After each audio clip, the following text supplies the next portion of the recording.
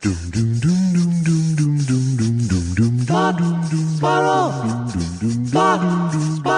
2 Jews, 2 mics, 2 hours, starting now.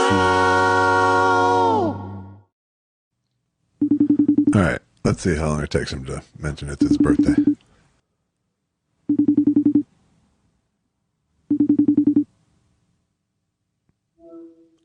Good morning. Something's up with my good morning. Something is up with my hair. Do you see the way it's like a? It is not. Oh, I must. You ready? I must say. It's not quite that. It's weirder than that even. I got new headphones. You never complimented me on my new headphones. No, I never noticed. Yeah. What's today's date? Does anyone know, Susan? It's the 16th? Under 16th a minute. October? Under a minute. Susan says today's the 16th. Huh.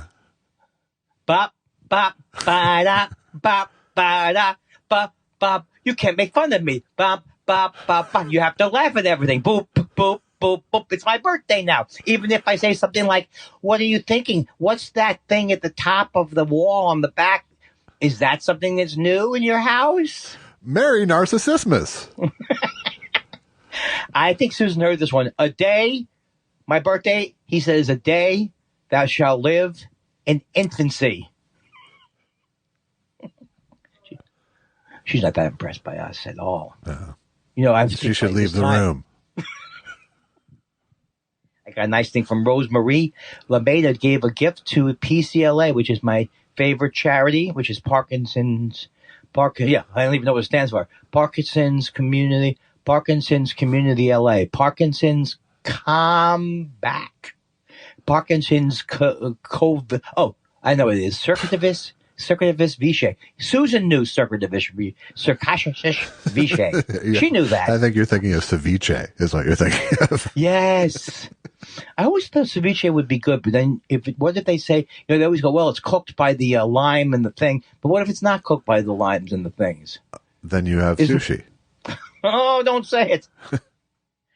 Let me tell you something. If you ever make a mistake like the mistake is sushi delivered, and I ate most of Susan's because she doesn't like sushi delivery as much as I do. Yeah. Used to.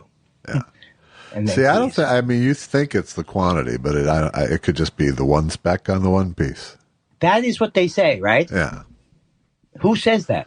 The people who are doubled over with stomach pain. It was the one piece. Oh God! Now, so in other words, the fact that Susan didn't get it at all does not luck mean of the draw. Okay, you think I got it from this Japanese roulette? I thought all the sushi I had heard once was flash fried, frozen. Flash fried, frozen? No, I think I said fried, but I meant you're fried. thinking of Mrs. Paul's. Bop, bop. Did you ever eat one of the? I've eaten because we travel. Paul's. Oh, Mrs. Paul. Oh, Mrs. Paul.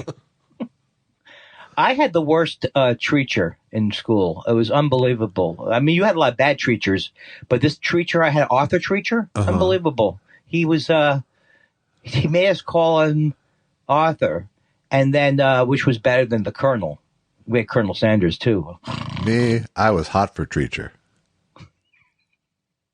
Those songs are terrible songs, right? But they're songs that men songs? like. That's one song. That's just one song, though. Is it Ted Nugent or is it Alice Cooper? It's Van Halen. Right.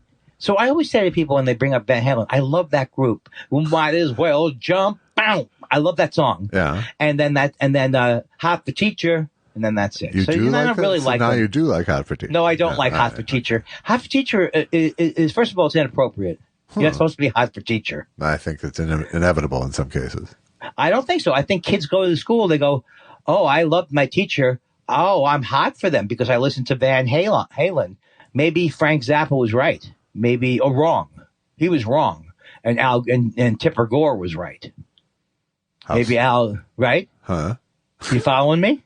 I don't think Hot for Teacher was her big problem.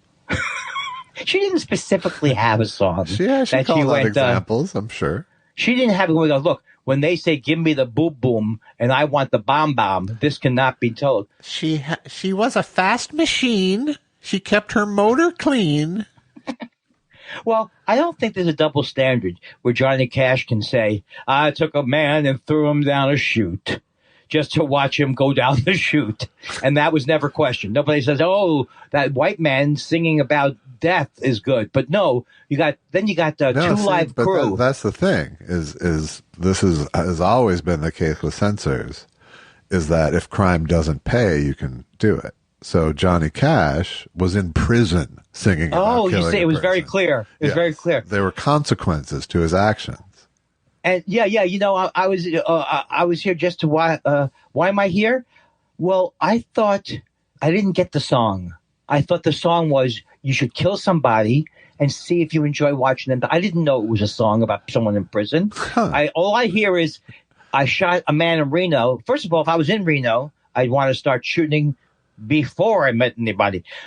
But what was my joke that wasn't a joke? Am I done with it? He was mid-murder. Johnny Cash was mid-murder shooting a guy in Reno just to watch him die. Yeah, now you're going, well, those people who were in prison, he was clearly saying, don't shoot a man. Don't beat up a man. Don't shoot a man in Reno just to watch him die. That's the message of the song. Don't. No, but it's glorified. It'd be more like, I shot a man in Reno and he thanked me because it's Reno. Because it's Reno.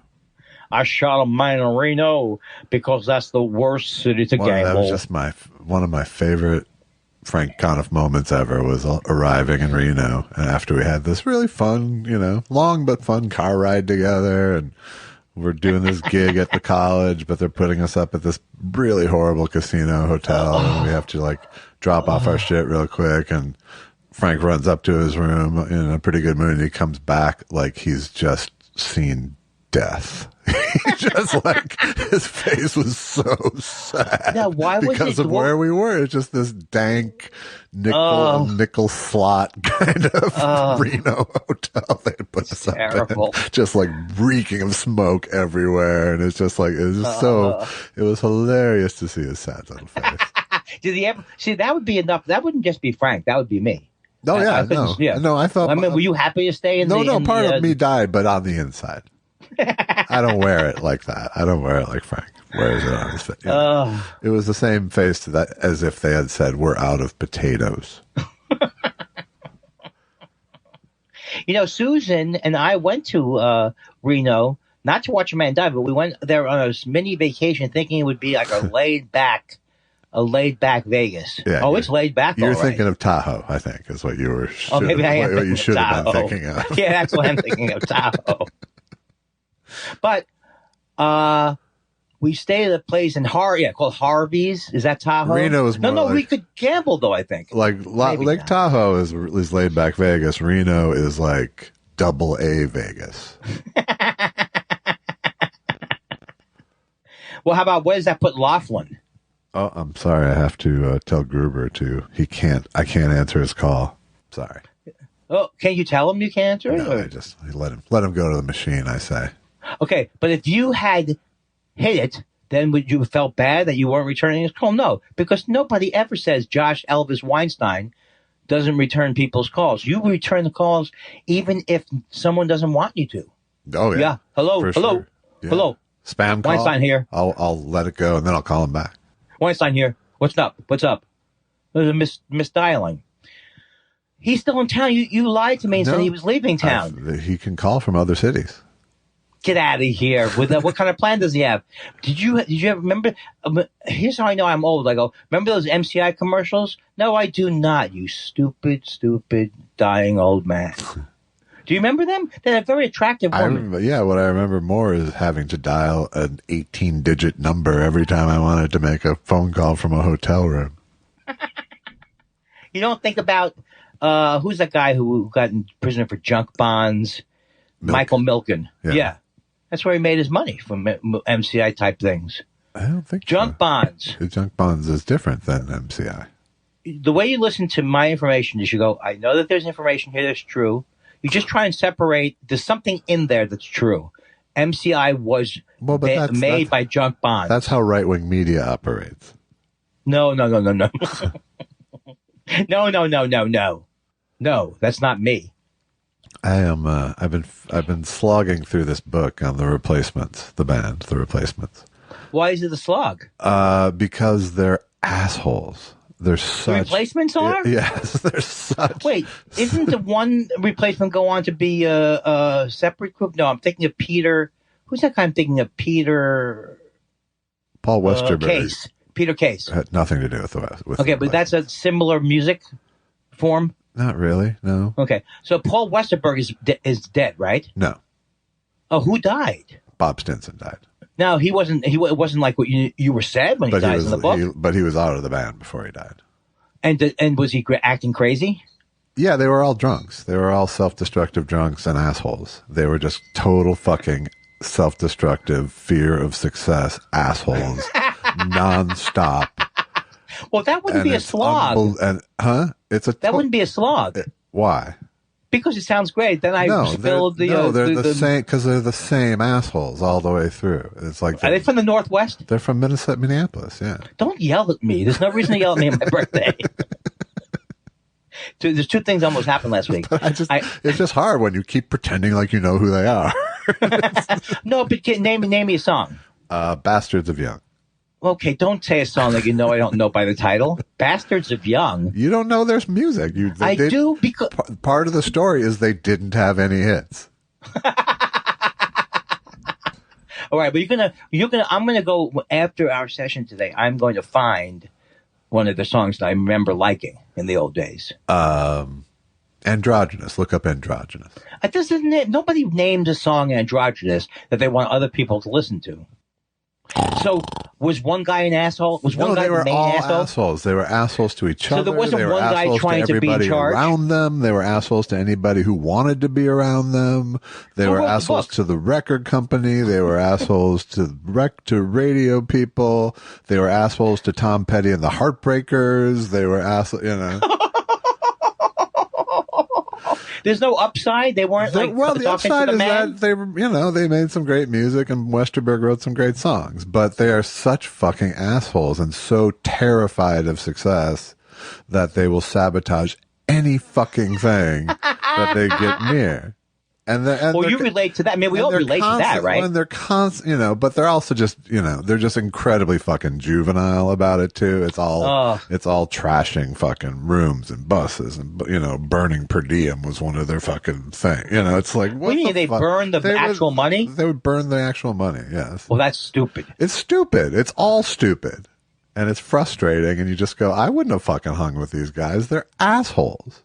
Well, who wrote the book? A guy named Bob Mayer. And it's a great, I mean, the only reason I kept reading it is because it's well written and it's well researched, and it's my, it's my hometown. So there's lots of things that make me want to read it, but man, it's just, if you look at it, it's like there's a thing about Minnesota artists where they just, and I'll even say we do not interact with the mainstream show business well. If you look at how about Bob Dylan? Bob Dylan, exactly. I've been traveling. I'm traveling. I'm a monkey man. Bob Dylan. Where's Tweeter? Prince. It's just and part of it I think is just that Minnesotans can be supportive without being effusive.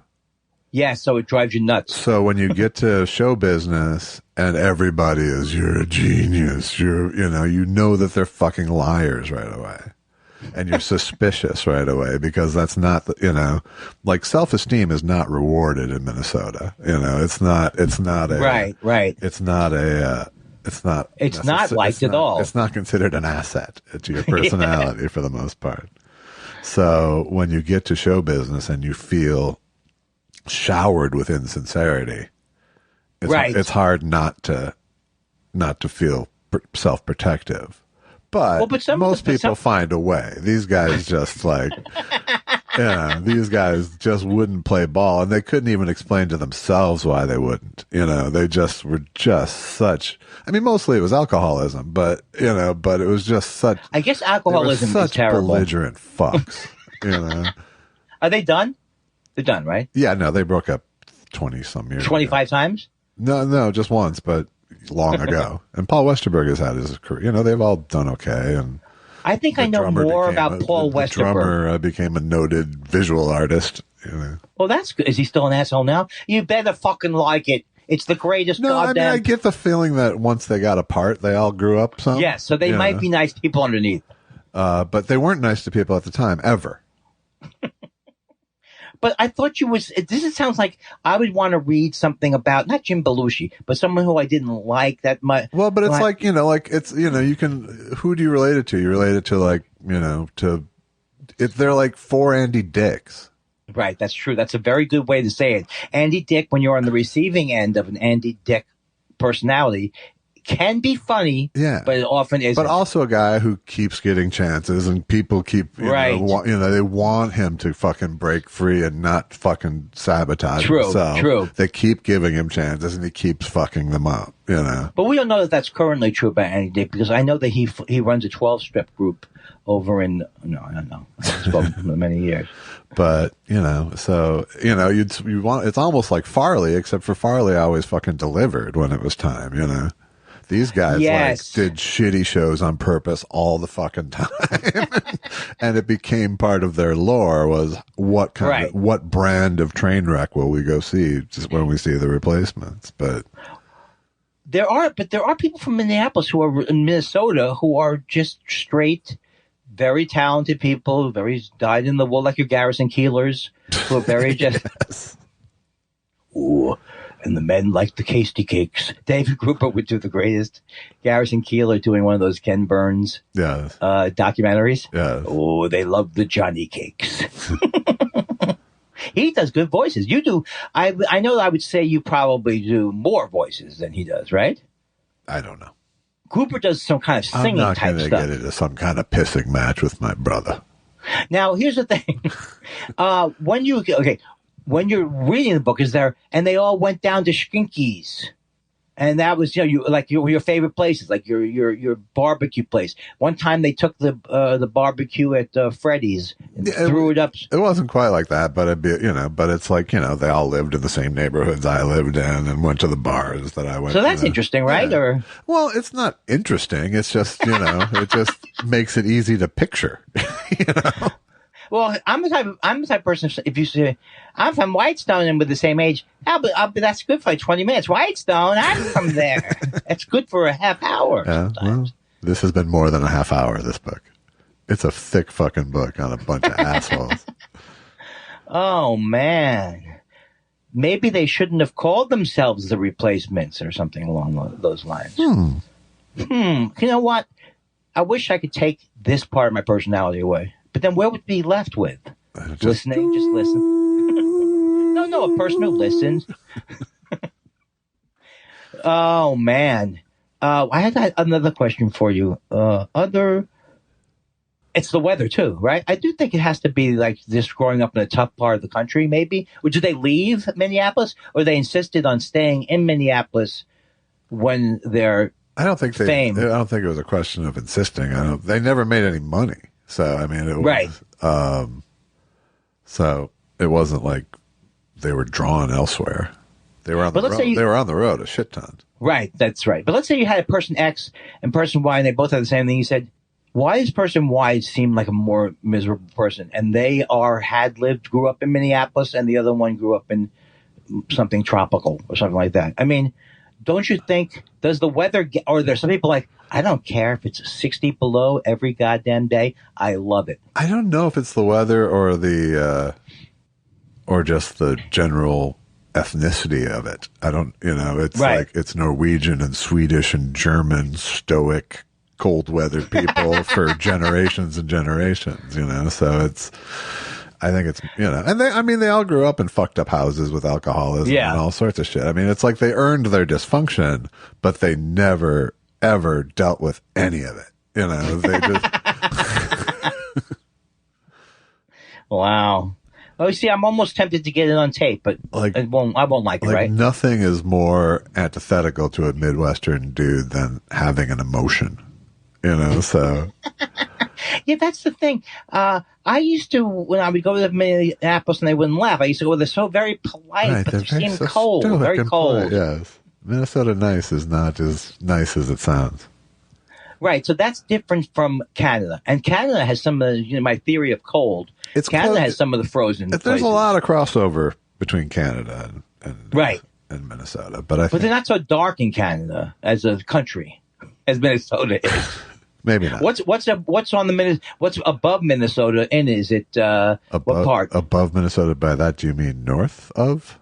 You know what I'm mean talking the about. sky is above Minnesota. No, I meant like north of, like in Canada. What part of Canada is that? Manitoba. Oh, I don't think I've been to Manitoba. Winnipeg would be your closest. Winnipeg. I love major Winnipeg. Canadian city. I hate Winnipeg. No. Here's the thing I want to tell you right now. I should hate all of these cities, but I would go to all of these cities. Like Minneapolis, I went every year during the most beautiful weather ever. And I said, this is the greatest city. You guys love it. I love the design. I spent 2 weeks in Winnipeg at the worst possible weather. Okay, I've been there, and I've been to that club, and it was terrible. I think I probably... Rumors? I probably played... No, I played a different club, which was worse than Rumors. No, it can't be. I didn't get one laugh. Is that really the barometer? It is in some ways because I could have got a joke book or something. My misery had nothing to do with the shows. So it is a miserable I don't remember area. the shows. No, Winnipeg. But the thing is, Winnipeg in the summer is beautiful. So I had this memory of meeting Brent Butt, who was one of the funniest people I ever met. And I met him in Winnipeg. So it's like it's one of those fond things like that. I don't hate the place. I hated my time there. Yeah, but that's right. I saw the Crash Test Dummies there before they were a label act. You saw them perform there? Yeah, in a little bar. Well, you were at the club? No, I was there over a course of 2 weeks, so we had like a Sunday night off. God, that's the worst. I can't believe, why was it not Rumors that had the same setup? Because I guess the setup in general was you're going to come to this godforsaken place, you'll stay for 2 weeks. This involved this was because there was New Year's Eve involved midweek. Well, I want to say to Ross Rumberg, did you meet him? Who? Ross Rumberg, who used to run the room. No, I didn't play that room. I don't know. No. I thought maybe here's my imagination. After the show in Winnipeg, Rumors gets together with the other horrible club, and they all go to Schmeckles. That's what I was thinking. No. Well, if it's Canada, Schmeckles is a strip club. But this guy, I blame him partially, even though he's passed. I blame him partially because I think if you're going to take someone like me, what's the worst thing to do with me is 2 weeks. You're going to have people who repeat and come back in the second week. So I blame him for, I don't know, but wasn't it Winnipeg, wasn't it an art area with Neil Young and all that kind of thing? Why would having a repeat audience matter if they didn't laugh at the same jokes? It's not like they laugh. You have a chance, numbers. You have a chance, Josh. Every night's a new night. I used to tell myself this. I try to tell myself this. It's a new night. Yeah. Maybe it's going to be, maybe they will get me. Maybe you should. And whatever you do, don't show your. Maybe you should have gone weakness. with a new act instead of a new night. Oh, come on, Josh. I had good material. That wasn't what the thing was. It was my stuff was too highbrow. So what are your big birthday plans? The birthday plans today are going to be, first of all, we have a Carvel cake, which I have every single year. Well, what was that? I mean, it's unbelievable. It's like scorn. That was an unguarded moment. I caught you in unguarded. It was absolutely not scorn. I have a Carvel cake. Asshole. Right? Is that what you're saying? No, it was not asshole. It was child. It is child. It's infancy. It should live in infancy. Yeah. My favorite cake is still a ice cream. No, my favorite cake is still the Carvel ice cream cake. Mm. But I'm a fairly disciplined type 2 diabetic. So I only have it on my birthday. And then you throw it away. Sugar. And then you throw it away? No. The small ones. Oh, okay. They have mini cakes. Oh, okay. No, I eat it over 2 nights if you need to know. Uh-huh. I'm proud to say, which is, again, who wants to hear someone bragging?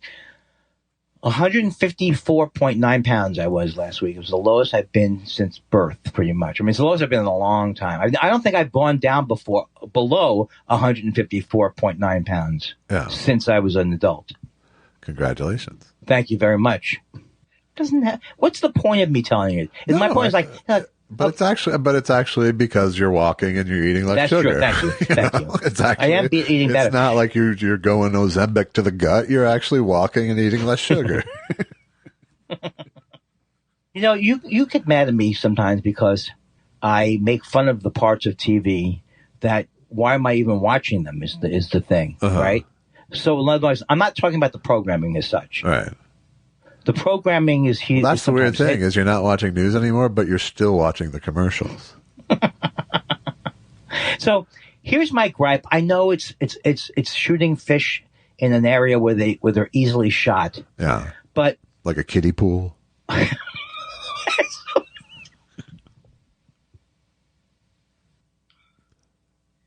I don't know how to edit that. It's like usually I could go where the laugh stops, but now it went from laughing to coffee sip. So where do I cut away from that? Well, I was just being sincere. I was laughing so hard that I couldn't comment on it. Kiddie pool.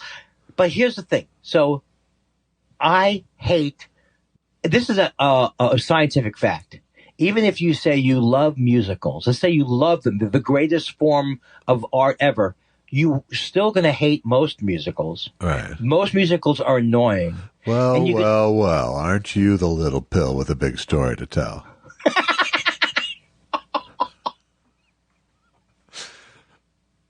I hate musicals that are bad. And so when they have the thing, as I made this joke. So when they're about medications, right off the bat. Not for me. But 30 years ago, I used to... and with Christina Hall, or whenever it was that we came up with the Stand Up the Musical, which ended up being a fantastic movie. I don't know if anyone's going to see it. But one of the things that we used to make fun of was, I don't have to sing that well because I am the neighbor's wife. You know, that type of singing, right? And that's all. Here's all the mistakes Color Guard makes. First of all, having an animated spokesperson is fucking stupid. When you're talking about colon cancer, you're an idiot. These people are adults. It should be a guy my age. Hey, you could get fucking colon cancer. I'm suggesting this instead. No, it's a little guy. Hey, have you tried the test that might not catch everything? And it's a box.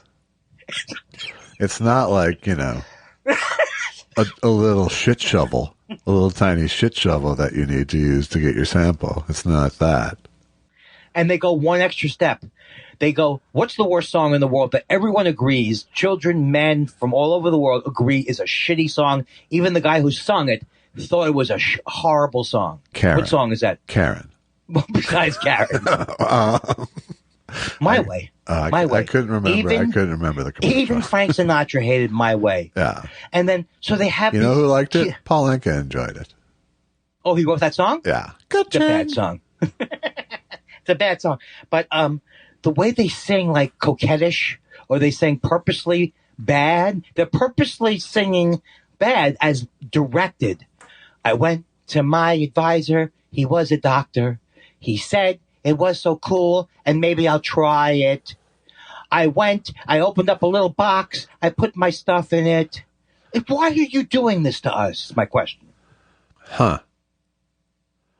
Well, Andy. I went with Cola Guard, and that's a boom boom. I think the people who wrote that song, you're going to be upset with me. Those people should be sent to a relocation camp. You should not be able to write a song like that without having strict. But they should at least leave a forwarding address so their colon test will arrive on time. You're the one who told me you loved the one for T-Mobile, the musical for T-Mobile. You told me you loved that show. Thugs. No, what's it called? Scrubs. Yeah. That was not a black joke because it's just a white guy. It wasn't until you brought that up.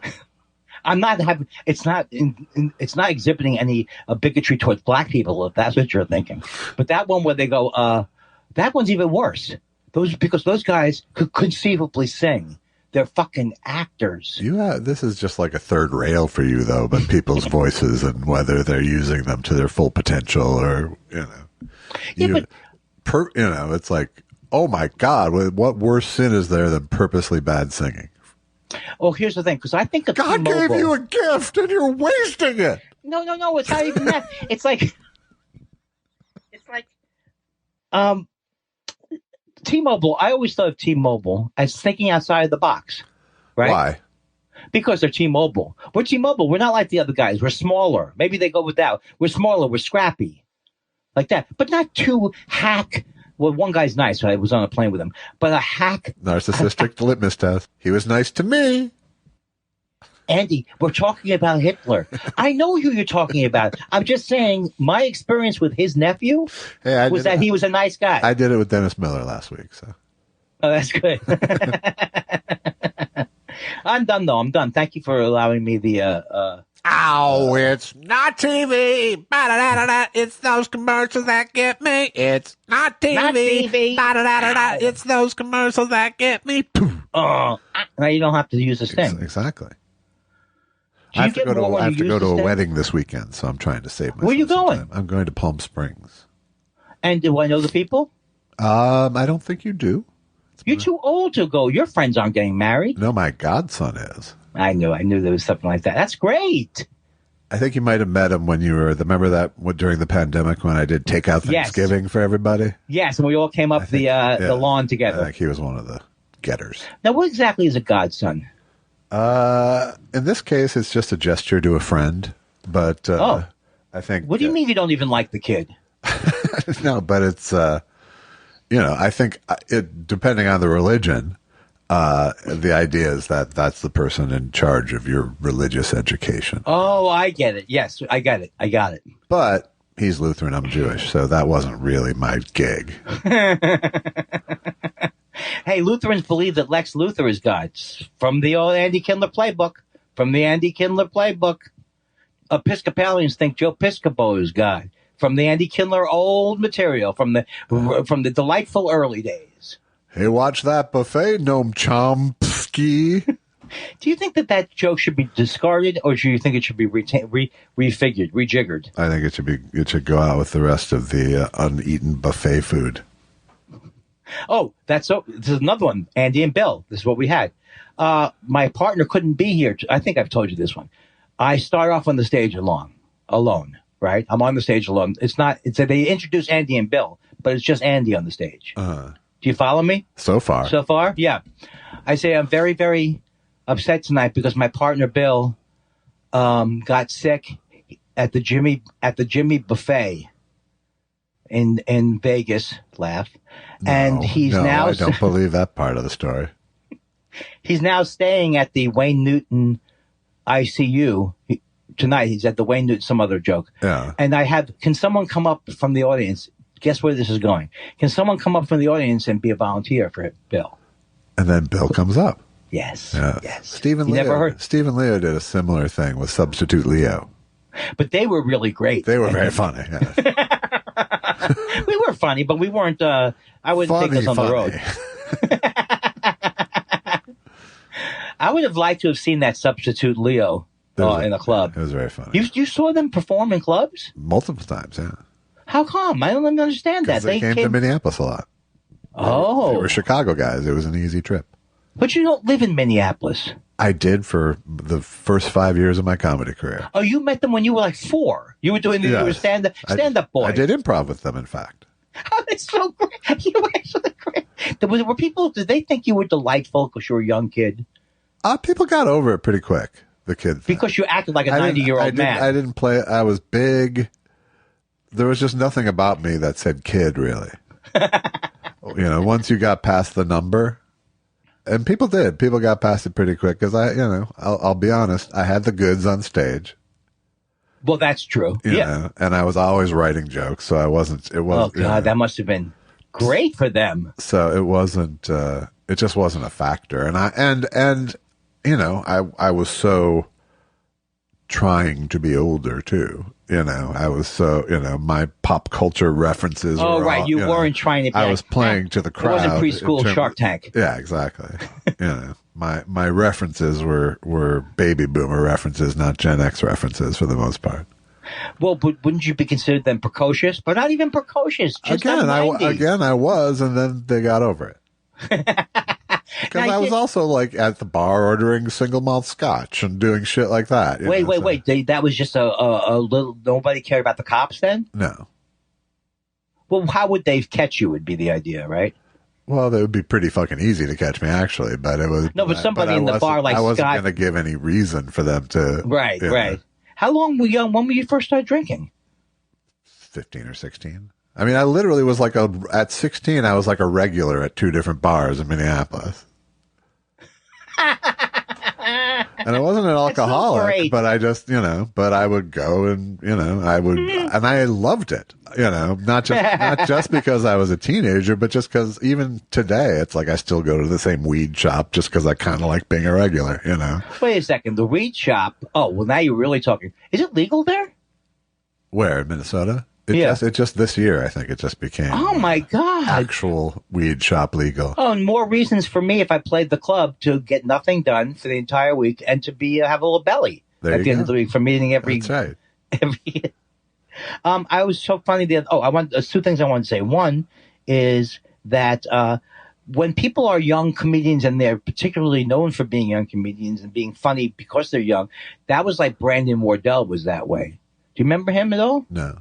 Oh, so he's a comic who was like very funny. He came to see me with his father in Washington when he was like 15 or something like that. Yeah. And then he came in back and he was but I don't know, I've lost touch with him and he's not the young guy anymore. Yeah. That shtick is It's hard. It's hard when it goes away, man. When you lose the wonderkind thing. Oof, that's a blow. I really would have liked to have seen a Judd Apatow. I would have liked to have been on the interviewing end of a Judd Apatow thing. Yeah. Because it would have been so cute. That was adorable. Hi, Jay. He was much more, starry-eyed teen-like than so I great. ever was, for sure. Yeah, no, that's a different But brand he of still humor. likes showbiz way more than I ever did. And, That's true. Well, that's true. he loves this shit. But he was rooming with Sandler and stuff, so Yeah. I don't know what that meant. Sandler, why'd you have to bring him up again? I had to let it go. It's no problem. Nothing brings down a mood like Adam Sandler. You know what? Okay, I won't. No, I can't say anymore because Judd does listen to the show. I can't think of anyone who listens to the show except people who are. I'm talking about celebrities. We lost Jason Parton this week, by the way, or some. Why? I don't know. He unsubscribed from Buy Me a Coffee, and his reason was, I don't listen to the show anymore. I stopped listening to the show. So Yeah, but he's answering a questionnaire. Why are you leaving? Why, first of all, are we asking people why they're leaving? because that's the software. I'm not asking them, but they just put there's a reason for leaving spot. I don't put that there. And if then Buy Me a Coffee gives me a chance to go chase after them if I want. And that's not my style. Would you like it to be tea? Would it be better? Well, listen. The thing is, I could listen to a show like this for 5-6 years, but then I might get tired. Oh God! After 6 years, I could do a show like this and get tired. Yeah, but you know what? We are in and I don't. You know me. I'm not about jinxing things. I'm not a jinxer by trade. No. We are on a roll now. Nothing could stop us now from our fantastic comedy and the way we relate to each other. Yeah, you're right. Because you're such an open person now. You're such a loving person. You like all the sides of me. You think I'm quirky with some sides that people say, that guy's like an asshole. You say he's a quirky young kid who never lost his infancy. Oh, I can't stop defending you. I hope when I'm gone, and you know what? I hope that. When's I that? just realized something. Oh, sorry. What? I hope when I'm gone, and I just realized something. I don't care what happens when I'm gone. So why even Really? delineate it? But I'd like there to be monuments of some type.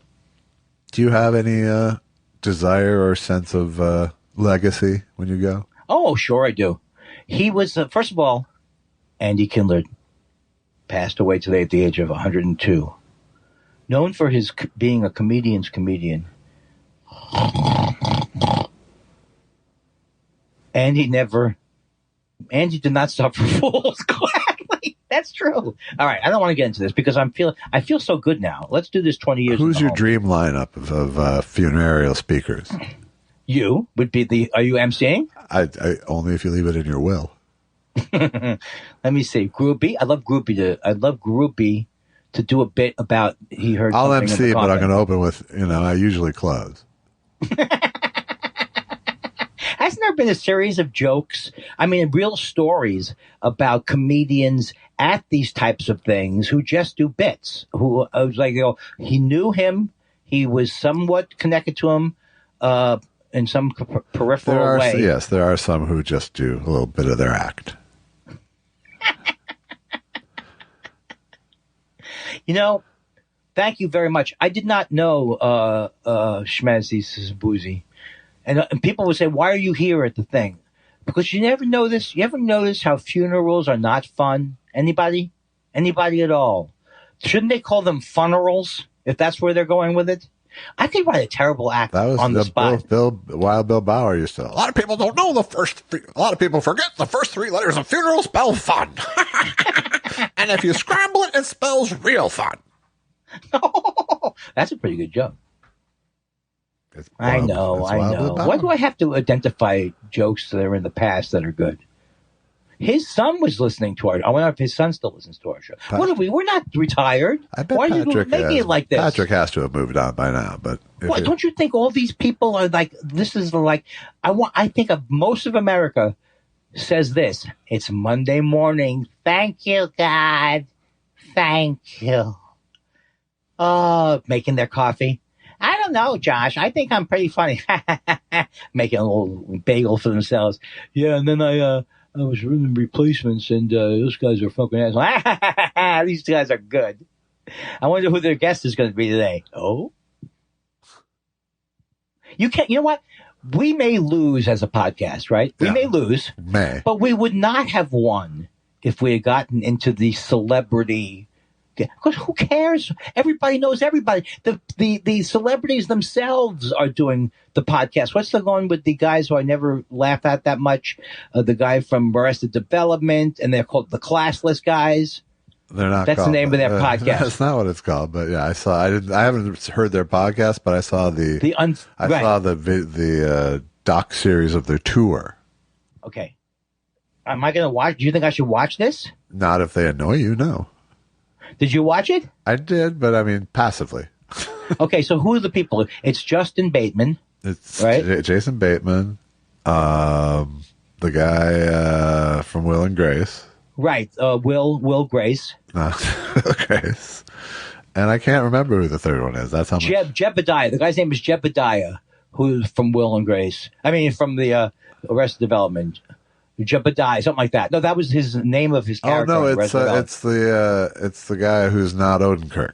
It's yes. It's what's. Now my thing is because no one's listening to the show who could then listen and go, oh, I'm very upset about what Andy said about me. It's like the form of humor where you're doing all where you're exactly where you should be, reference wise, rhythm wise. Intelligence-wise, but what is missing? Comedy. That's what I say. Yeah. It's a crucial ingredient after a while. But that's where it gets into jealousy. I went out for the partner. I didn't like the show Arrested Development. I thought the show was boring. Right. By the way, Will Arnett is his name. Will Arnett, yes. I said Will Grace. Yeah. I was close. But I think you were talking about the other guy, Sean, what's his face? Oh, no, I was thinking about, Sean Hayes. Yeah. We got there. Sean Hayes is a guy who I never liked the show he was in because it was a terrible show, Will and Grace. Just an awful, repetitive, bad show. Uh-huh. But he seems like a funny guy. He seemed like he was good. I didn't see the Martin and Lewis movie either, but people say he was pretty good in that movie. But I would think he wouldn't be as obnoxious as them because he seems nicer. He did a one-man show as Oscar Levant recently, too, which I actually... That sounds cool. Yeah. But that's hard to do, Oscar Levant. Probably, but he's a great piano player, so it would help. Oh, Sean Hayes is? Yes. So this is what makes me mad. I'm not any of these things. I was like, Andy, do you know he was a genius violinist? He was like a concert master of his high school, and he was considered a prodigy. No one will ever go, I can't believe that you stopped the violin. It was like killing a bird or something. When you we all just assumed you were keeping your light under a bushel. I want to tell kids out there, if there's any kids out there in the 5th, 6th grade, if you have a mother like I had, who I don't even know how it happened, but get into therapy before age 60. Right. And don't buy any of the family myths. Yes, you hate the violin because it's a pretty horrible instrument for most people to screw up your head like an idiot. So just quit. Your mother's wrong and your violin teacher is wrong. and they're bad. And they're not bad. Your mother's bad, should have been nicer, and the violin teacher didn't know what to do. She just acted disappointed in me for 10 years. Yeah. But kept cashing the checks. It wasn't that big a check for her to do that. No. In her mind, I swear to God, in her mind, she was convinced that he just likes it as a hobby, as a wonderful little hobby. And then we'll go along that way. Well, that was wrong too. I hated it as a hobby. What was he talking about? Who sits around whittling on their violin? I just didn't like any of it. I didn't like any of it. Except I still lied to myself that I was a fan of classical music. Yeah. Which I am a fan, but I don't know nothing about it really. Yeah, nor do you listen to it at all. I do listen to it. I've listened to a decent amount of Beethoven. I haven't even listened to a decent amount, but I've listened to some of Bach. I've listened to some of those people. You don't listen to it on an ongoing basis. I don't listen to it. It's not part of your listening schedule. You, sir, are correct. Yeah. I would not go to the Leonard Bernstein movie and complain because they got it wrong. I believe it's Bernstein, speaking of getting it wrong. Leonard Bernstein. Did that movie come out yet, or it's not out? I don't know. I think we probably REM's. It's hard to know because actors can't promote their things, so you don't know. Oh, that's right. Did REM say Bernstein once? Is that what you're saying? Just once, yeah. Leonard Bernstein. Oh, they don't repeat it. Right. That's a Billy Joel thing. Are they making fun of Billy Joel in that song? I kind of think they are. No, because it predated it by about 10 years. So Billy Joel, he was influenced by that song. Maybe, but I mean, it wasn't, the REM song wasn't really a list of actual things. True. And I also want people to know this. You may like Billy Joel, but if you grew up in an area of Queens like me, and saw people like Billy Joel your whole life, you would go, I have mixed feelings, because some of his songs I still enjoy. Yeah. But I don't think of him as like... Maybe you don't have to black and white every fucking artist. Oh, no, I do. Well, yeah, you tell that to my mother and father. You know what? I just want to say I've been haunting my mom the last few weeks. And I just want to say, sorry, Joe. No, I'm just saying, but I want people to know that I do love my mother. I don't know what got into me. I think if people understand, if you didn't love your mother, this wouldn't be such a fucking issue, okay? That was one of the best. That was one of the best look downs I've seen. Thank you. Look ascances. So, Josh, normally this would happen earlier in the show where there would be a pause, but you know what? It was like, I like doing a show on my birthday because I'm in a good mood the whole thing. It's my birthday, for crying out loud. Yeah. Right? Uh-huh. What could go wrong? Everything is funny that I'm saying. Uh-huh. I'm delightful. There's a Carvel's cake waiting for you. Oh, it's so cute. And I'm having a steak. Susan is making a steak dinner for me. What kind of steak you having? I got Harris Ranch Prime Ribeye. Nice. Yeah. And I've been to a lot of people say, I've been to Harris Ranch. I may not get there with you. That's a stupid thing to do. But I used to love to go to Harris Ranch. Even before I was married, I used to go to Harris Ranch on the way up to Sacramento. If you took the right road, the one road doesn't go up. I think it's 99 or something. I forget. If you go up...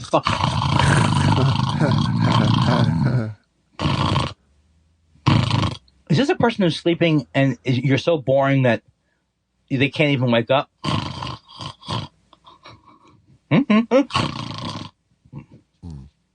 Did you ever hear my album of Michael Winslow, my Michael Winslow tribute album?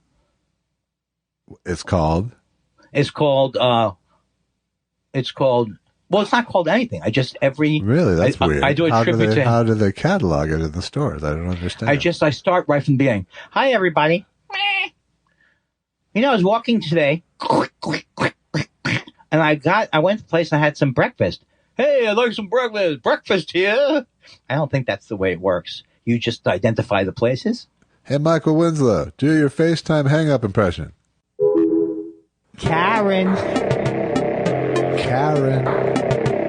Don't waste your time on me. Karen. Don't waste your time on me. Can't you see?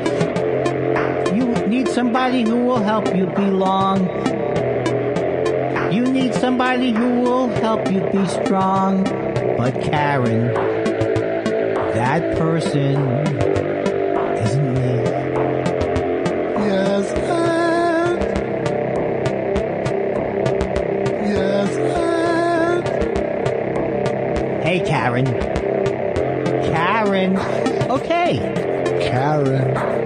say, I hope I die before I get old. Talking about my generation, Karen. Karen. Maybe I will get fooled a couple more times. Here is the new boss. Same as the old guy. Can't you see? You need somebody who will help you belong. You need somebody who will help you be strong. But Karen, that person isn't me. Yes, I love that song. yes, For sure.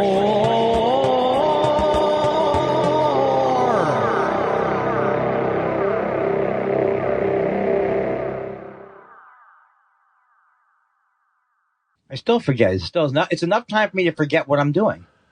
Even if I have the microphone there. Well, What you can do. it was a good recovery today. So. Well, you know what? Years from now, that will be one of the when the doctors meet with you. Go, how's he doing? He's really forgetting everything. He keeps thinking. He always has asking his where's mic, though, weirdly enough. I was going to ask. He keeps asking where his microphone is. He thinks that he has a podcast to do. We Mr. literally Weinstein? had to bring in the big, the big guy, the big nurse, to unclench his hand from the microphone. I don't like that. I don't like that Nurse Ratchet type thing. I want people to be gentle with me. I don't want to be restrained in any way, especially comedically. I got nothing. How's your week been? It's been all right. It's been productive in many ways. A lot of errands, a lot of some work got done. Yeah, all good. Pretty good. We got a new window in, finally. Yeah. Was that part of your mold remediation? Yes. And very exciting. First of all, we had to do the whole job ourselves. Wow. In this sense. How many rolls of duct tape did you go through? Greg Ray, if it ain't gonna work with duct tape, it's broken. Okay. So here's what we had to do. I think you know I have OCD. So at one point, I'm not going to name names, but they were going to say, well, we'll just put the window up. The window company did not want to have scaffolding. Uh-huh. Okay. But the guy who's going to do stucco work who's coming to do stucco work, he would like a scaffold. Sure. And I said to Susan, and I said, you know what's not going to happen? Someone dies working on our house because I didn't pay for scaffolding. That's not what's going to happen. Right. Or the guy at the window company said, that's fine. No, we're a ladder. I'll stand on this guy's head. So we really did a professional job of ordering scaffolding. And so Susan's the general contractor. She ordered the scaffolding and the whole thing. It's not as easy. You're a homeowner. I would say it's even harder with a condo to do anything. Yeah, of course. Obviously. Of course you'd say that. Yes. Wait, are we against each other? Well, it would seem so. You're the one who just pitted us against how it's... I'm not condo man. Condo man. No, you did one window. No, that's not true. I've also put in what do they call it? HVAC. We put in a new air conditioner. Right now? Don't be rude. Get it? Well, only because you've done that joke before. Oh, how do you know I've done that joke before? What joke haven't you done before? You could also argue with me. I've probably done every joke many times. If I'm like my dad. If I'm like my dad, sure. Just give me my nose back, will you? I got you. No, that wasn't my dad. My dad was more like how you doing? He'd come up to you. He'd be sitting in a chair at Thanksgiving. How's it going, kid? How's it going? Squeezing your head. It was fun, but he was. There was aggression. There was aggression in it. Not really like you thought he was going to hurt you, but it's like it's the same story about him at Mohonk just tasseling young children's hair. Yeah. Randomly. Yeah, it's not good. It's not cool. He's dead, Josh. I'm sorry. Let me correct myself. It wasn't cool. Is that a good Kirk? He's dead. Bones. He's dead. No. Bones. No. I'm a doctor, Jim. I used to have this joke. I'm a doctor, Jim, not an opposite profession. Pretty good deconstruction. Sure, I bet it worked really well. Why are you so angry? I'm Why are you not, so I'm not. angry? Why are you No, you're being regurgitating- delightful. You're being delightful. Yeah. You're giving it to me back I'm in the way giving that you what I get it. should get, recitations of old jokes. Right. So How was the rest of your birthday? Oh, it's really good because the rest of my birthday, we haven't talked since my birthday. No, that's how things usually go. No, that's a side effect of being depressed after my birthday. To me, Really? it seems like it was. I am a little big letdown after just a steak. I know what your thing is. I know what your problem is. Your problem is you don't get emotional about things like birthdays, marriages. I couldn't think of one more insult. So, no, I was with you. I didn't take it as an insult. So, no, I love my birthday. I had a great birthday. We had steak, and I think we watched even sports was on that night. I don't know, but it was really fun. It was Monday night. Yeah, it was Monday night. And I had Carvel ice cream cake, which is just the greatest. I had it over 4 nights. Nice. Because I'm a diabetic, too. Ask me if I'm a diabetic. Hey, Andy, how's that blood sugar of yours? No, ask me if I'm a diabetic, too. Ask me if I'm a diabetic, sorry. All right, fine. Are you diabetic? Doesn't work. You're going to have to rewrite this one for me. Oh, yeah. He's got it. 2, it's a Abbott and Costello bit. I have diabetes type 2. I don't care how many types there are. See? Still, nothing working on it. How do you know it's not diabetes 3? Well, Lou, there's only 2 of them. How do you know it's not? Okay. Well, is why that's Governor Greg Abbott and Costello. I hate that man. I hate that man. I hate that Gregory Abbott man. But what's weird is you hate him because he's in a wheelchair. That's the you know what I'm saying? There's come from so many other reasons, Andy. And I know, yet you harp on that. I come from a very harsh, extreme Oprah school of reality. You do create your own reality. Get up, is what I might say. Get up or stop whining. Right. I've seen you do both. All right. My mind went blank. It wasn't like I was disappointed or sad. Wow. Well, we can parlay that into a segue. We could, but I have 2 things I wanted to tell you before. God okay? God damn it. I have to edit this today. So none of your just no racist rants, please. Yeah, so you went through the picket line, and then what happened? Still the greatest line. It took me by surprise. So I get there. Yeah, you went through the picket line, and where did they bring you? Oh, why is this TV on? I don't want the TV on.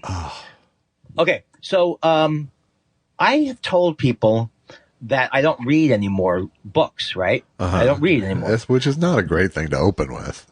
Well, but it's just true. And when I tell people, I'm Andy. I don't read. Hold on one sec. I'm not high enough to meet you. Well, somebody's at the door. I just snort indivisible Coke. Yes. So I tell people I only have the attention span to read New Yorker articles, which is technically I'm right. They are longer articles. Yeah, I don't have the attention span to read New Yorker articles. No, but that's not why I say New Yorker. Because I'm telling you, no, you're telling I don't read people books anymore. Right, but I still read the New Yorker. Sophisticated articles are required. Yeah. Will there ever be a time where I don't try to, what's that called? Gild my own lily or try to add to it? You'd think if you'd have to shake it by 67 for it to go away. But it's also indicative that I did think I was stupid.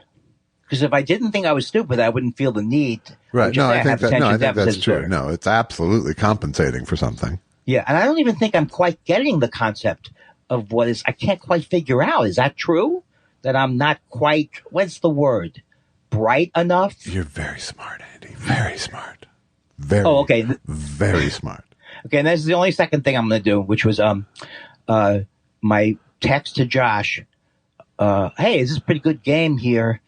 This guy's pitching, and Ron Darling is one of the commentators. And you text back, I couldn't give a fuck if the whole baseball thing got canceled for the rest of the I'm not getting any love from these goddamn idiots. Now, you didn't say that, but I was like, whoa, I didn't know you had so much emotion about the baseball. I don't think I do. I think my point was my lack of emotion. It wasn't like, it was just like, if you were to have me fill in a survey of what 4 teams would you care the least about in the postseason? Houston. Houston, Texas, Phillies, Arizona. I think. Let me change your mind. I might put the Padres ahead of the Phillies in terms of teams I don't give a shit about. Maybe the Rockies. I don't like the Phillies because they're usually obnoxious and they beat up Santa Claus and stuff like that. I don't like Philadelphia in general. Right, but that happened in the 70s, Andy. But I generally do root for the Philadelphia thing, Philadelphia freedom and stuff. Yeah, I don't. They have enough rooting power on their own in Philly. I agree with you. They aren't the most savory sports fans. But here's what I think is the truth. The truth is simply I prefer baseball over basketball. Yeah, absolutely. That's what it is. Yeah, no, and I've been checking in on game. Like if I see the score and it's like bases loaded, I'll check in with the game. Thank you. We all thank you. Okay, so now I'm ready for my. But the fact that you texted me expecting me to be excited that Ron Darling was calling the game I almost went, that's fair. That was almost my response. Can I ask you a question though? Yeah. Don't you think at some point you can get excited about the things? Not about former Mets, no. No, but I mean, just get excited about my joy of life. Oh no, that'll never happen. Or it's like pointing out to you that Ron Darling's a pretty good commentator. Sure. Pickle says, Josh, when you watched Emergency, did you prefer John Gage or Roy DeSoto? Is that the name of a show? Emergency, yes. A doctor show or an ambulance show? A fireman show, actually. In the 70s. Oh, okay. I remember the name, but I don't know who's on it. That's why they asked me. I was a Roy DeSoto guy, I would say. Didn't you like John Gage's music? No, I didn't. My brother was more of a Johnny Gage guy. This is serious, Andy. This is Emergency. But I was more of a Roy DeSoto guy. I liked his kind eyes. And then as Kevin Tighe kept acting, he played a lot of heavies. His eyes were used for a different effect. His eyes were used to indicate a certain shiftiness. As I've always told you, the worst line ever written was, "My eyes adored you, though I never laid a hand on you." Isn't that what you say in a court case? I never touched that person. I adored them, though I never laid a hand. Is that the way you come on to someone? You lay a hand on them? I don't know the song you're referencing. Either do you. Though I never laid a hand on you, my eyes adored you. You've heard the song, it's just such Who bad. is it? It's somebody from these 70s. Okay. I need you to firm up that bit for next week. Oh, I will. Grow Music says, did you guys have any interactions with Patrice O'Neill? He is considered a real comedian's comedian, but he also had a reputation of being a bully. There are admissions of comedians avoiding clubs he hung out at just to avoid him. Did he only pick on hacks? Well, I don't have any evidence that he did this other thing, but I know that he was a little, he was a little bit prickly, but that never bothered me. But he tended to be friends with people who I later did not like. He tended to be friends with Opie and Anthony and those type of things. Yeah. He was the person that they used to, not that they used because he was very talented, but he was the person that they would point to and go, hey, Patrice O'Neill likes us and he's black, but that would just cover up their racism. Yeah. So, but he was supposed to be a very funny comic, but I have never seen that much of him. But you met him, apparently? Yes, I met him in Montreal. Yeah, okay. Yeah, and he was reasonably nice. Yeah, I had no brushes with him. So I saw him on Letterman, and I thought it was funny. Walt Nauta says, my engagement is way down. This troubles me. Do you think the chief is using me for ballast? Oh, he's starting to wake up, Walt Nauta, as people start pleading. Well, what is he? Is he going to turn, you think? If he's smart. I don't think he is smart. Do you think he'll turn? So I don't think so either. Not exactly. He's a very nice gentleman. No, I think he's going to I'll just wait until he's president again and he'll pardon me. I think that's what he's thinking. No offense, Walt. Thanks for listening. Stephen Elton Yates says, what you do is you should contact Eileen Cannon or Aileen Cannon secretly. Stephen Elton Yates says, guys, if you could go back in time live 1 week of your life. Live. So sad. You take it over for me. Guys, if you could go back in time and live 1 week of your life over, what week would you choose? I would go with the first one because everything was bright and new. As I told you, I came out of the womb. I did a couple of minutes. Woo! That was what a womb that was, huh? You live in my mother for 5 months and see how you. So you're stillborn, is what you're saying? It's the week I went to Woodstock. Maybe I don't know. That's a very tough question. You have to say 1 week. Went to Woodstock. What? I know, that was a joke. All right.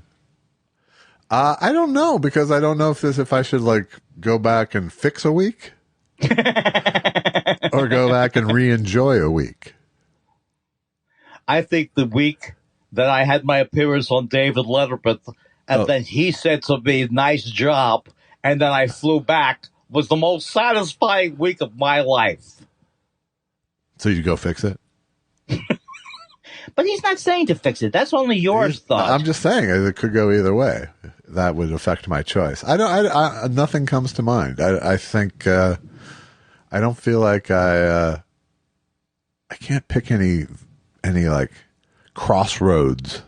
Right. You know, other than I should have taken one job over another or something. But you know, it's like, I still should have worked for John Yoder. I still would have ended up. No, I meant TV jobs, but. Oh, okay, that's right. I was relating it to my thing. Stephen Elton Yates, and I'm just saying this because it helps us. Hey, Spiralers, why not buy Andy and Jelvis some coffee? They would do it for you. And he cites this place called buymeacoffee.com. I don't know much about Spiral it. For some reason. Yeah. Try it out. He did. He did give us a big coffee buy. What is he in support of his tweet? He's such a great man. Sue Veet says, have you seen the David Beckham documentary, Josh? If so, what did you think? If not, what color is your favorite pair of pants? See, it gives you different ways of going with the question. I'm sure I will end up watching it. I haven't watched it yet. I'm not actually interested in either he nor Posh nor football for that matter, really. But wait, I thought it was Sporty. It's not Sporty? No, it's Posh Spice. Oh, I'm sorry. I always got that wrong. He's a great player, right? He's sporty. And he's maybe the greatest player or he's not even the greatest player, right? He was a really good player. And he bent it, right? Yes, he did, Andy.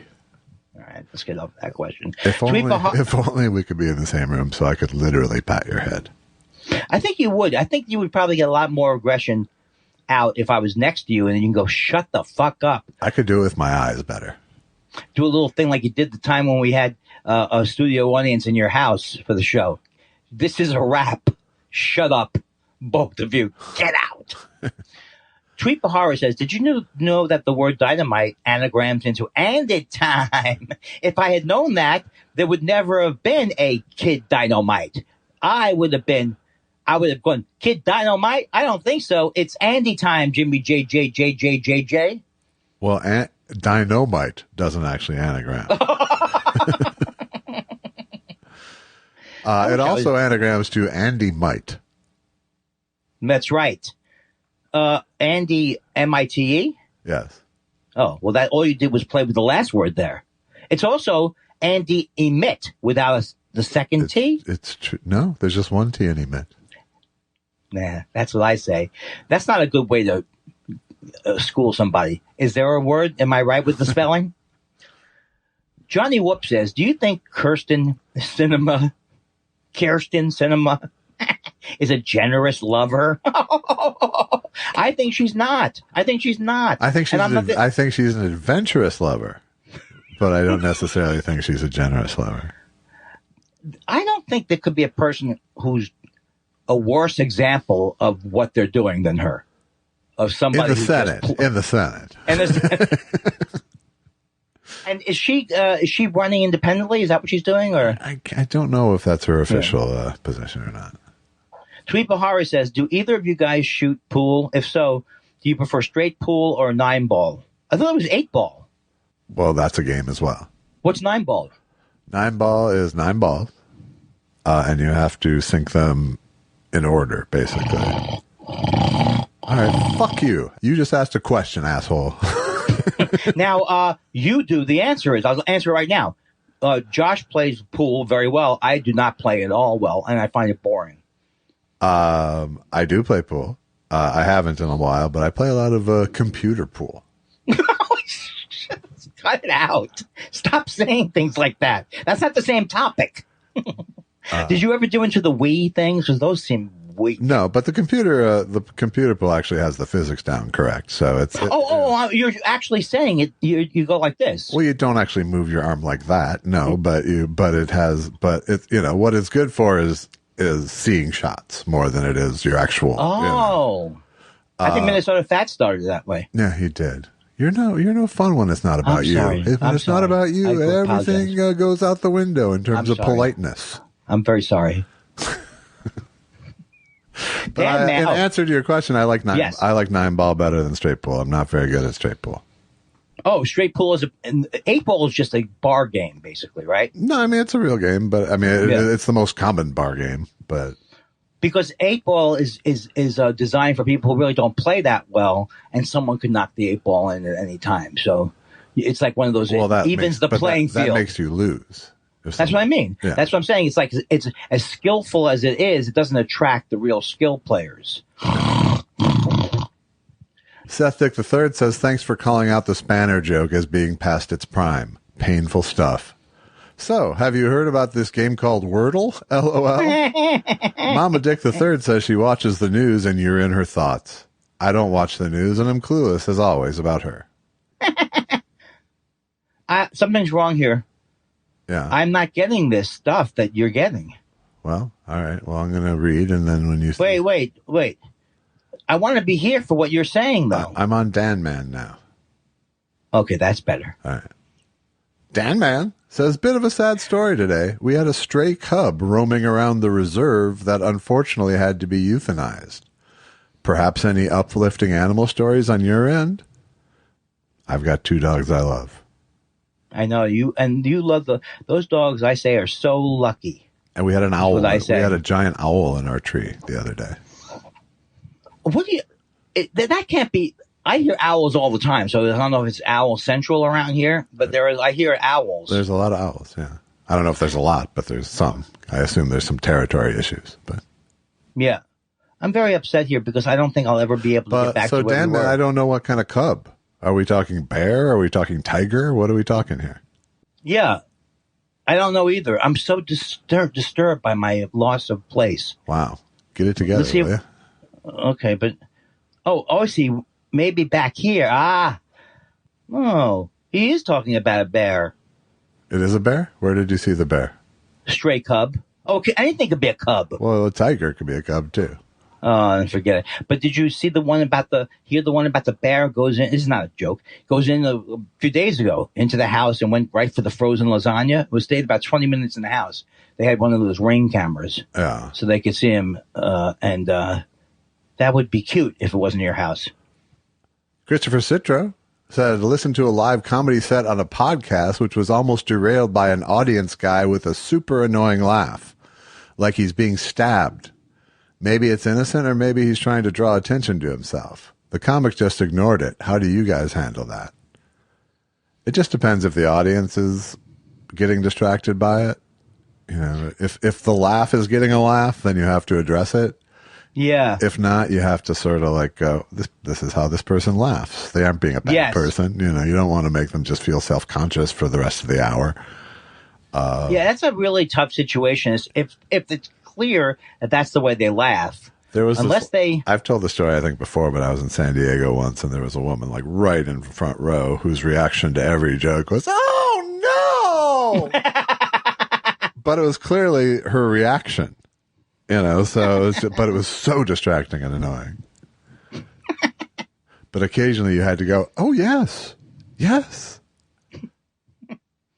Is Dan Marsh next on your thing? I'm on Mort. I think you're going to have to answer the rest of these because something has happened here, and you're going to have to take this over. I have no way of going back. Hold it together. Just shut up. Just hold it together. Mort says, I keep appearing. Surprise! Anywho, I was a custodian at a school, and while working a lone night shift, when I heard the voice of a little girl say hello to me, I think it was a ghost. Would have let it have my paycheck, to be honest. Has anything like that happened to you? I've never had like a direct thing, but I've felt the only time I've felt sort of very definite ghost presence was driving through Little Bighorn. I could see that. Unknowingly driving through Little Bighorn, so that made makes it sense to so me. that it was only afterwards that I found out that's where I was when it was so. Well, since they know from epigenetics that Jews can pass through the DNA. We've talked about this. It absolutely makes sense that a place could be. Who knows what's happening? You are leaning on the epigenetics thing way too heavily in your conversation. Was it only second time or third time? Is it third time or second time? Maybe two. I might, but it was just like both times. It was like, yeah, very sad. Yes. My family is still feeling the Indian Wars. Yes, it is. Yeah. Yes, I got lost again. Sorry. All right. Yeah. If you hit anything that's familiar, I'll start reading it. All right. Dan Marsh says, "Hey guys, have you seen the 1981 TV movie The Bunker with Anthony Hopkins and Richard Jordan? It's not Downfall, but Hopkins did get an Emmy for it. Well, as we all know, people don't know Downfall is like one of the greatest movies of all time. I have not seen this, and I saw Archie Bunker's Place is the closest I've gotten to that. Wow. When he bit down on the capsule and committed suicide. Ah, geez, there. Why did I laugh at that? Oh, jeez. With the thing. What's his wife's name? Emily? Edith. No. Edith. Yeah, stifle, Andy. Is the third Jew the next thing for you? It is, but let me read it because it's long and it's sad. Okay. All right. A third Jew says, why were so many people eager to believe that Israel blew up a hospital? Why do so many people want an insurrectionist/sexual abuse accomplice to be Speaker of the House? What's wrong with everything, and how do we fix it? Does the arc still bend towards justice? It does only because it's long. The arc of history is long, and it bends towards justice. I think I do believe. I believe in God, and I believe in spirituality. And I believe that the arc of the moral. What does that mean? I believe in spirituality. It's just a stupid comment that someone makes when they don't have anything intelligent to say. I believe in spirituality, he says. No, but here's what I think the problem is. The problem, I think, is that there's a lot of absolute racism in many people. So, like, I have a friend who's Jewish, and he's, from long ago. And, I have his Jewishness or the friend? No, just from a long time ago. And you could just tell that he, was just so pro-Israel to the point where he didn't accept that there were Palestinians who needed a homeland. Yeah. So I think that's what does it. What brings you back to sanity, well, I don't know why people lie about, we know why they lie about the hospital, but what brings you back to sanity is when you can start to feel kind of the universal pull of we feel bad for all. It's like right when they did that horrible thing, you don't want. It's like it's juxtaposition. You don't want to go, well, that was horrible, but then there's also what's happened to the Palestinians. It's not in that moment that you do it, right? But in the sense of what Biden said, there needs to be a two-state solution. There's always needed to be a two-state solution. But I do think there is a lot of racism and bigotry in people that they don't cop to, that they try to say, no, we're actually a better group of people. Yeah. Like, because people are poor, Palestinians. Look, they're all poor.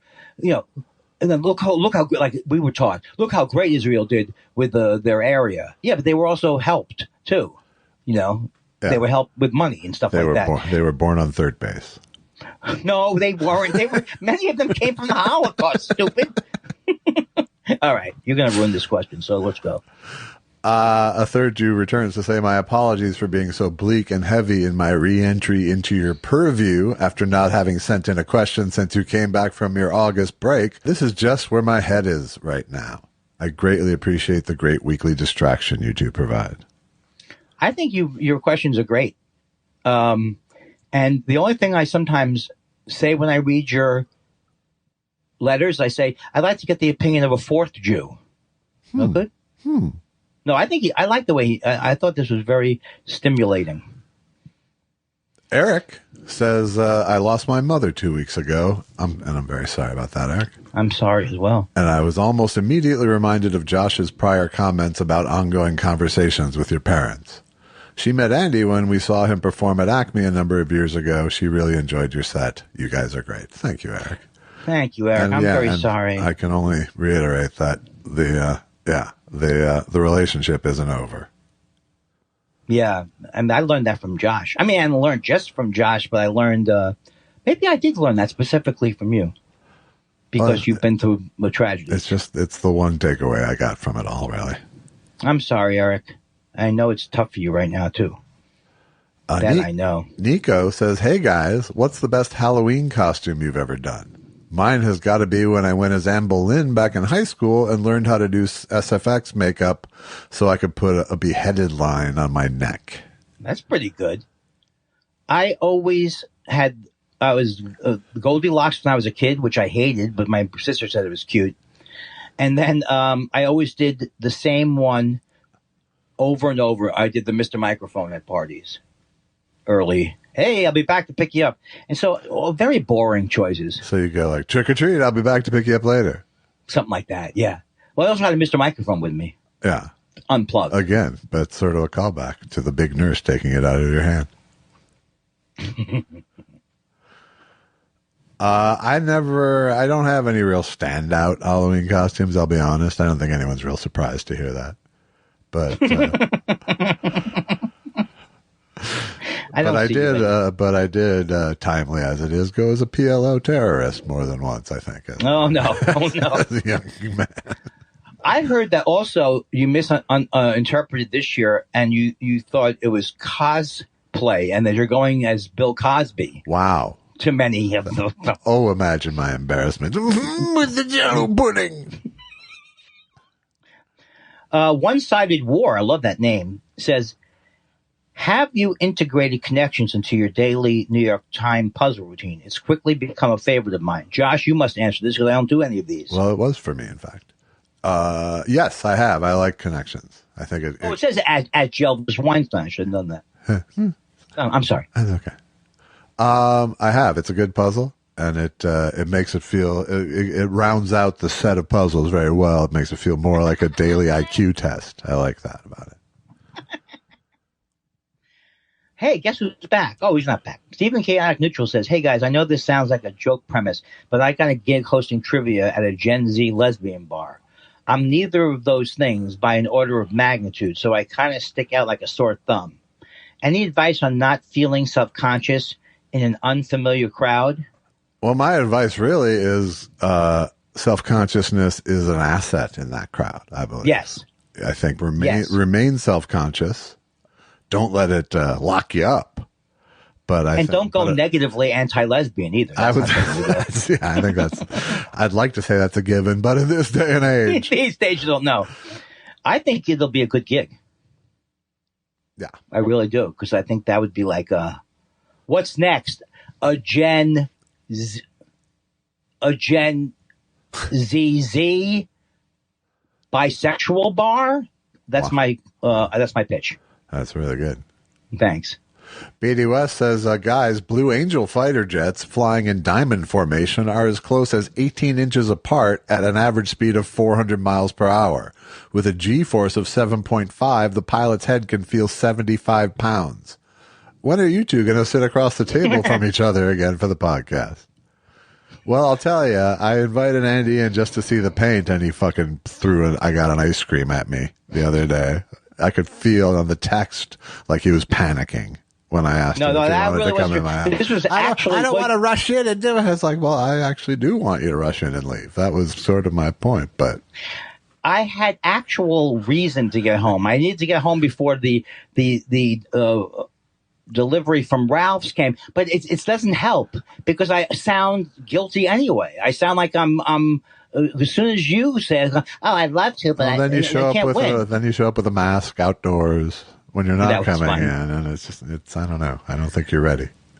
Andy's not ready to come into my home. Can I do this next question because I can speak French? Sure. Richard Cole says, "Bonjour, Monsieur Spike. Parles-tu français quand tu es en Montréal?"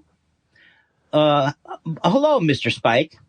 Can you tell me in French when you will be in Montreal? Next. Answer in English, please, because my French sucks. I don't think that's what he just asked. He said, hello, Spike, do you speak French when you're in Montreal? No, that shows that obviously I don't. No, I will argue with you, and I've been told by French people that I have a decent accent. I think I could do it, but I keep saying, why am I doing it? Why am I doing it? No one French said you have a decent accent. They did, but I think they were from Quebec. Said you They're had from a Quebec. decent accent. And you didn't understand an elementary school level question. I says, you fellows ever feel that certain songs strangely haunt you? Thought the past week how Paul Davis is my patron saint of insomniac grocery runs. Sure enough, Cool Night hit me at the Safeway yesterday in the twilight hours as if it was Babe Ruth calling the big fly.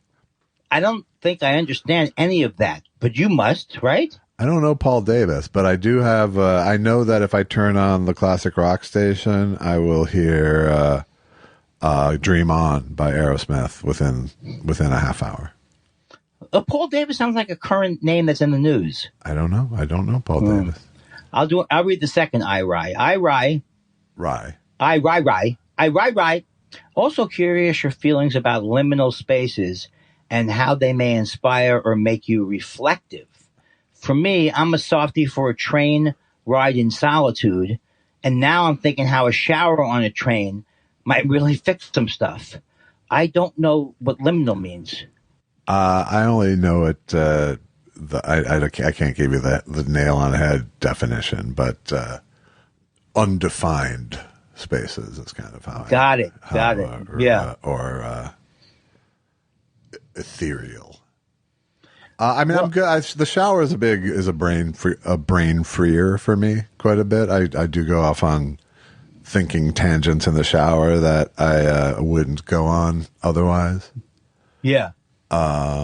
Sometimes driving will do it, but the shower is a different headspace for me.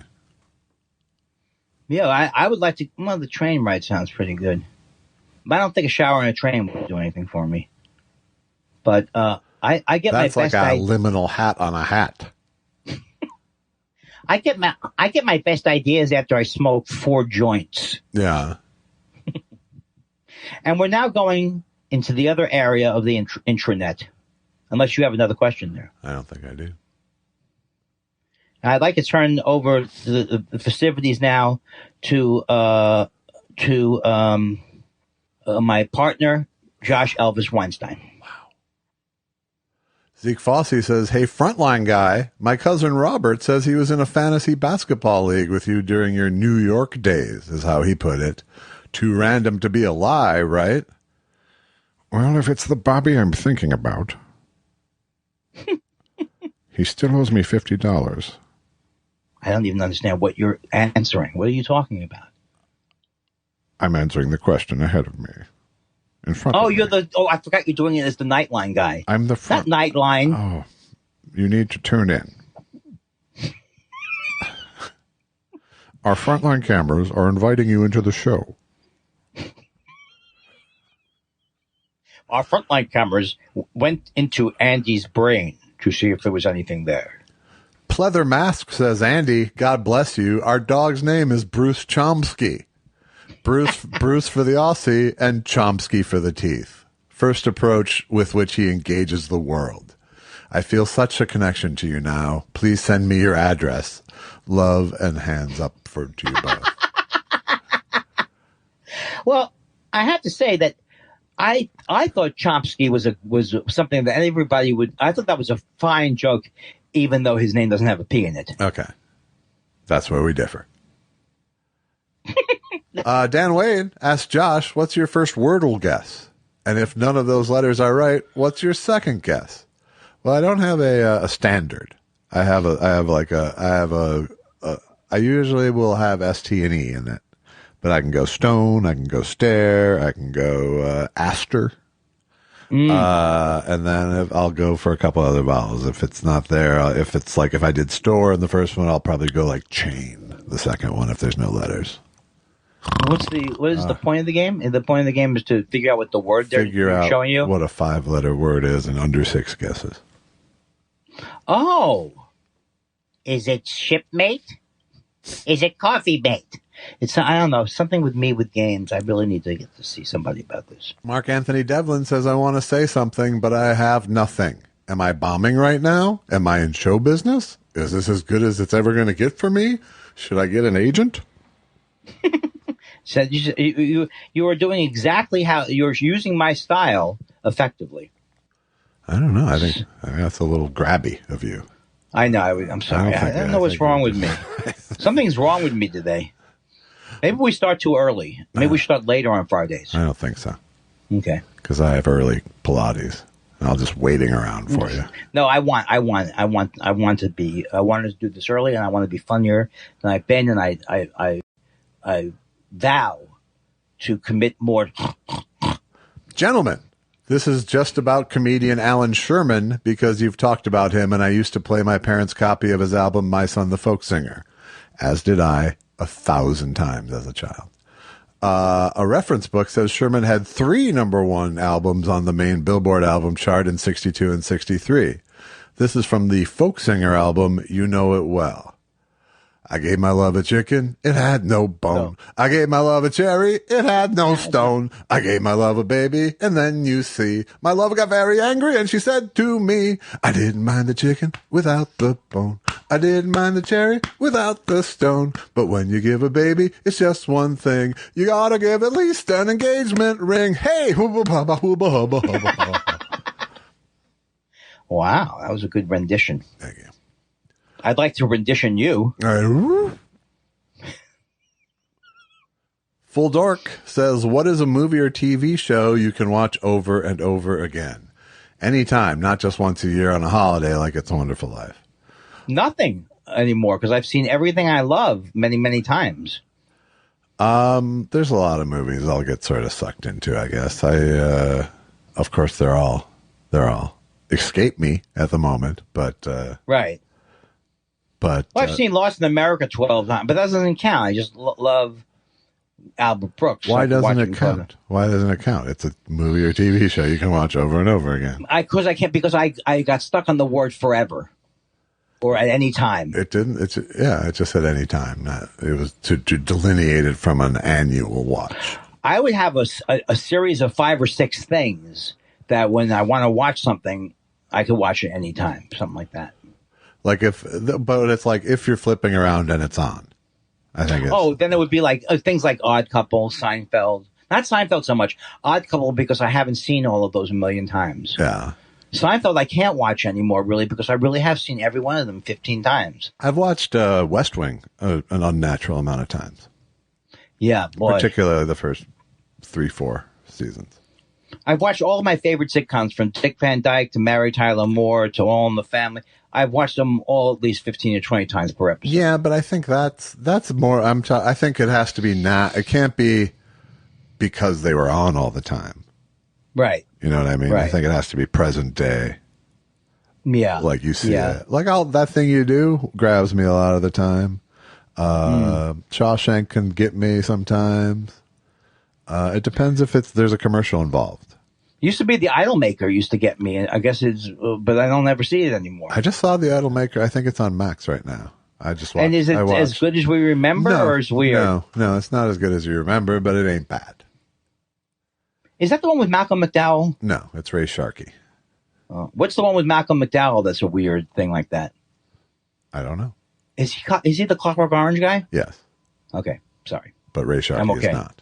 Ray Sharkey, is hard to think of him in any other way that he didn't tell his lovers that he had AIDS. Yeah. That's not a good thing. It's not great when you're watching a movie about the Idolmaker now. No. Oh, you know what gets me? They're going, don't give him AIDS. You know what gets me sometimes? I used to get Eddie and the Cruisers I could watch for a few minutes every time. Yeah, I never. Even though it was a terrible movie. Yeah, it never grabbed me in any way. Do you know what the secret is behind great songs, though? Words and music, man. Thank Words you. and Thank music. you. Thank you. Emma Marks says, no question, just a simple hello. And because of you two, I just had my first Bay City's deli sandwich. Tri-tip with horseradish sauce. Ooh, that sounds good. It was delicious, and I'll be going again. I can walk there on my lunch break. Well, welcome to the Bay. Isn't that great that we showed somebody who's lived in Santa Monica for a long time and never knew about that? Yeah, it's a standout sandwich. She works at the Santa Monica Civic Auditorium. The Godmother is kind of the classic one there. And what is that one? I believe it's prosciutto and gabagool and maybe provolone. Which gabagool? Capicola. Oh, Capicola, gotcha. Bryce Colton says, Andy and Josh, how thrilled would you be if you had a chance to throw out the first pitch at a Mets or Twins game, respectively? Well, I'd be beyond thrilled and nervous. I wouldn't want to do I keep going, look, George W. Bush did it well, and he's an asshole. Right. So I guess I would try to be calm. But as time goes along, if it's when I'm 80, I don't think I'm going to be able to. I think they'll have to move the mound up. I think I'd rather sing the anthem than do the pitch, but I think I would. I'd like it. I would enjoy it. I would not want to sing the national anthem. I honestly really wouldn't care that much if my pitch sucked. Yeah. I would make a big bit out of it. You see a fat 50-year-old guy walk out to the mound, where's your expectation level?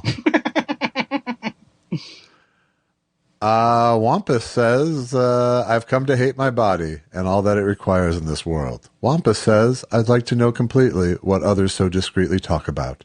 I'm going to watch the bluebirds fly over my shoulder. I'm going to watch them pass me by when I'm older. What do you think I'd see if I could walk away from me? Don't know the lyrics. Don't know what that's the lyrics. Oh, that's not an actual lyrics? I thought that was him. Those are waxing lyrically. If it is, good job, Womps. You've certainly kept us out of this question. Flores 77 says, Rosie, is that Rosie Flores? I don't know. I don't think it is then. I thought it was Rosie Flores. Not to brag, but at my home off-ramp, there's a La Quinta. Every time I see it, I think of Andy Kindler fondly. Josh, any suggestions for another national brand that spiralers could connect with you in the spirit of fair representation of both hosts and daily life? How come I don't remember the La Quinta thing? It's part of your stay-at-home, or it's part of your bit about the off-ramps, stay-at-home America and La Quinta. Oh, right, got it. Extended Stay America is my favorite one. That's the Telling people I don't have the ability to leave. And my credit card is still good. Yeah, I remembered it better. Well, none of my bits are good when you remember, when you actually push comes to shove. That joke's kind of like the Idol Maker. I don't know. I would hope. Let's go with Bay City subs. Let's go with Bay City Deli as my icon. So you'll think of happy things. Not that it's ever at an off ramp or a national brand. Why is it that I used to, because I lived in West LA. That's why it was easy. And I lived in Santa Monica at one time too. So that's why I used to go to Bay Cities. Because it's actually located in the not that friendly. I mean, you can walk there, but it's kind of like on the street that goes to the freeway. I honest to God have never been there. I have only sent interns. Oh, wow. That must be great. What a great place to get food from. Let's say PAs. They're PAs. They aren't interns. Okay. Well, you just don't think that well about most people, so it's not like anything specific. You don't like people. Right. Okay, good. Present company included. Huh? What? Delicious mint. Susan, he's starting again. I know I should pause more when I'm fake listening. Delicious Mix says, y'all better source some Turkish bread and toast that shit up with a spread of your choice, of course. Even you, Andy. YOLO! On the topic of food, have you ever noticed that when people eat, their tongues poke out and ushers the food into their mouth? Oh, I don't want to notice that. Once you see it, you can't unsee it. Kind of reminds me of a bird tongue. Everyone becomes a cockatoo. It's super fucked up. Especially when they're making eye contact with you. Anyway, I've been watching a lot of news lately, and I don't know how much more I can take. All I know is I stand with Thought Spiral, peace and love, Jays. I vote that. Do we have a letter of the week or something like that? Like who did used to do that? Jim Rome. Big call of the day. Well, that was the last one, so we can call it the letter of the week if you'd like. Josh, I just want to say to you that I would normally say during this part of the show about buymeacupofcoffee.com, but I've already said it. I snuck it in very cutely. That's what I did. So all that's left to do is... Ha ha ha ha ha ha ha! Bing bang! Ooh! Ha ha ha ha ha ha! Bing bang! Ooh! Ha ha ha ha ha ha! Bing bang! Ooh! Ha ha ha ha ha ha! Bing bang! Ooh! Ha ha ha ha ha ha! Bing bang! I think things are going very well for me.